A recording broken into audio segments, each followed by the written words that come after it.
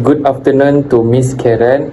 We are from Group 2, and today with me is Suhai, Erisan, Basha, Mina, Shahid, Manda, John, Amirul, and Alexa. My name is Muhammad Nur Shazid Muhammad Nordin, and my card meter is 105099.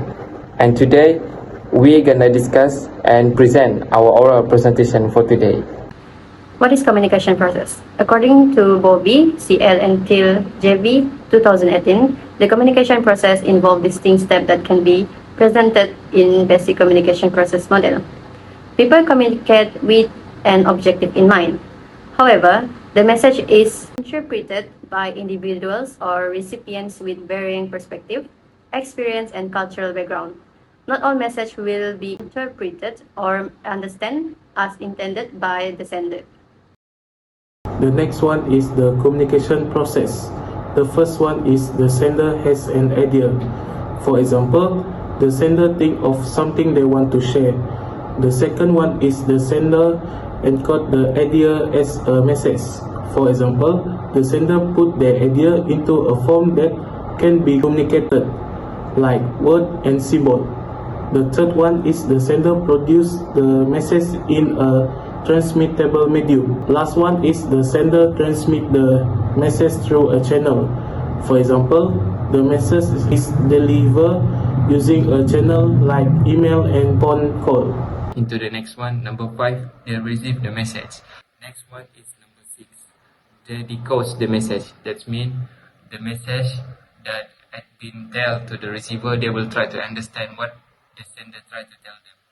Number 7, they will respond to the message. They will respond non-verbally or verbally through the communication. And the last one is they will give the feedback. The next point is about audience. Receive, decode, and responding to message according Bowlby, CL, and Thiel, JV, 2018. The first point is about receiving message. First, receiver sends the message. Next, receiver selects the message from all other messages. And the last one is receiver perceives the message as an actual message. The next point is decoding message.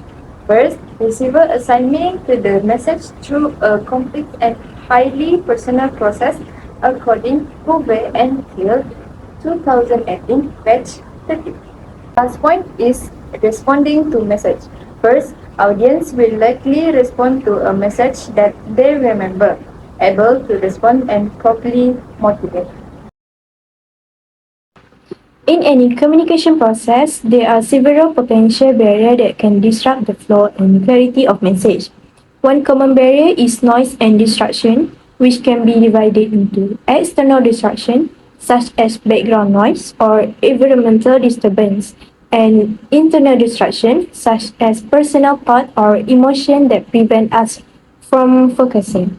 Another barrier is competing message, where multiple messages from different sources try to grab our attention at the same time, making it difficult to focus on the intended communication. Next, filters also play a role in communication breakdowns. These are human or technological influence that distort or block message, whether intentionally or unintentionally. Lastly, channel breakdown, such as a dropped phone call or misdelivered email, which prevent the message from being retrieved altogether. In this part, I will explain professional communication. Professional communication is when we communicate in business setting. There are 5 effective messages we need to achieve. First, practical. 2, factual. 3, concise. 4, clear. 5, persuasive. Due to Miss Karen, today I'll be talking about one of the key of element in communication, which is verbal communication. In our daily life, whether we realize it or not, we constantly use verbal communication to share our ideas, express emotion, and interact with others. Accordingly to Cordinilla or Enwal, meaning that our speech includes not only what we say, but also how we say it, including the small sound like something like that. Communication is more than just speaking.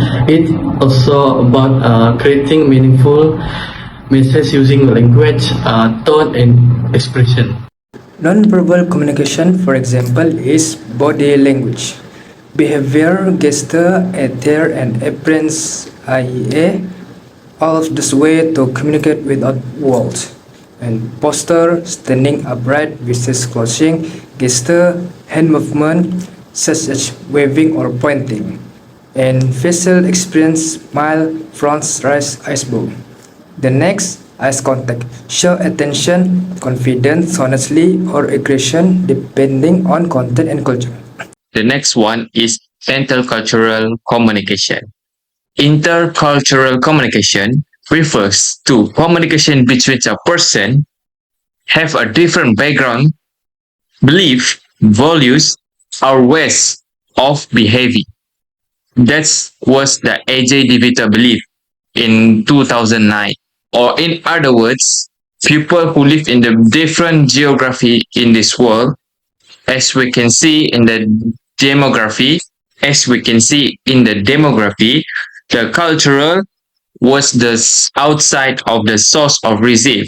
That means the cultural is the first thing before the source of the receiver or the message that comes. Alright, that's all from us. Thank you and have a nice day.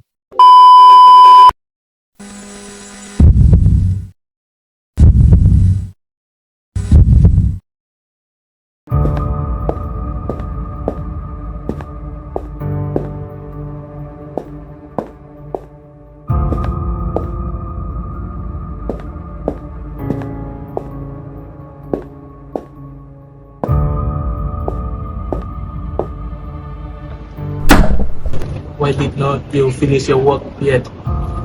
Sorry sir, I'm really busy lately. I don't care. I want this work finished today.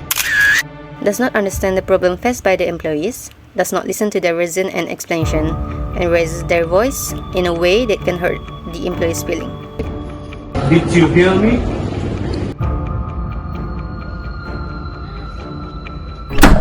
Why did you play your phone?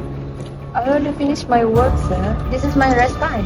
No one can play their phone on my watch. Denies others even when the matters raised are true and explained politely. It shows no concern and does not think twice before making a decision.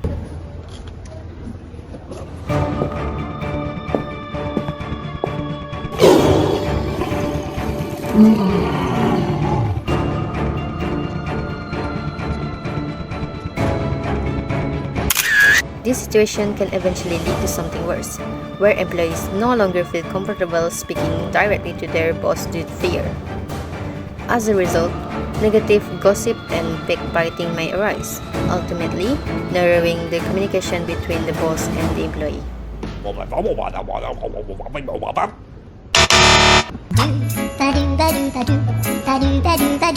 Morning all. Greeting employees warmly helps create a positive mood and a comfortable working environment. Hello, do you have any problem? I'm sorry, everything is a mess, but I make sure I make it in time. But please, can you give me some time? It's okay, I'll give you more time, and if you need assistance, just tell me. Thank you, boss. Asking questions and communicating politely allows for smooth communication and mutual understanding of the difficulties faced by the employees.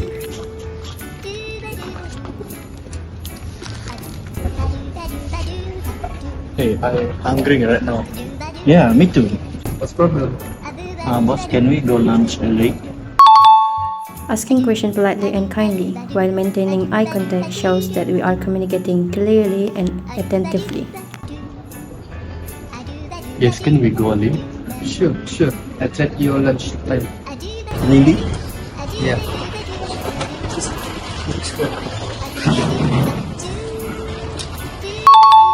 Therefore, polite and clear communication will certainly have a positive impact between the boss and the employees.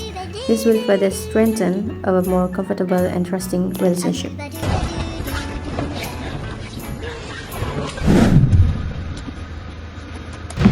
Guys, did you all have any idea about our project?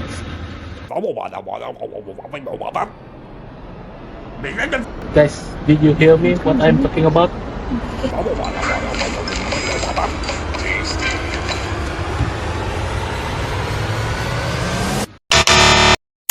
We can see that using impolite communication and a lack of mutual understanding can hinder effective communications.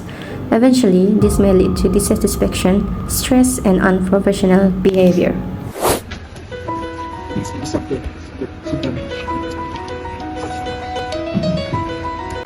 Before we start our meeting, I would like to know if everyone in good condition. Yes.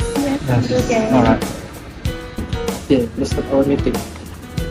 Using polite communication and mutual understanding helps create effective communication at work. This leads to a positive environment, less stress, and encourage professionalism between the boss and the employees.